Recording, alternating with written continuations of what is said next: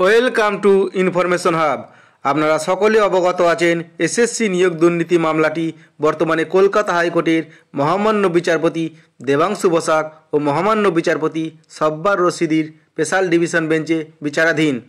গত 5ই ডিসেম্বর থেকে এই মামলার শুনানি হয় এবং আজ 20শে মার্চ এই মামলার ফাইনাল হিয়ারিং ছিল। আজ বিচারপতিদ্বয় কী রায় দিয়েছেন এখন আমরা দেখে নেব। সিনিয়র আইনজীবী মিস্টার মিলন মুখার্জির মক্কেলদের পক্ষে যুক্তিগুলো লিখিত আকারে জমা দেওয়া হয়েছে, সেগুলো রেকর্ডে রাখা হবে। সিনিয়র আইনজীবী মিস্টার প্রমিত রায়ের মক্কেলদের পক্ষে অতিরিক্ত যুক্তির নোটগুলো জমা করা হয়েছে, সেগুলো রেকর্ডে রাখা হবে।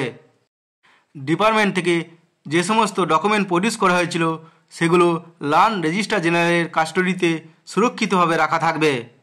মিস্টার বিকাশ রঞ্জন ভট্টাচার্য ল্যান্ড সিনিয়র অ্যাডভোকেট রিট পিটিশনারদের পক্ষ থেকে কোর্টে উপস্থিত হয়ে তার বক্তব্য শেষ করে। হিয়ারিং কনক্লুডেড, অর্থাৎ হিয়ারিং পর্ব শেষ হয়।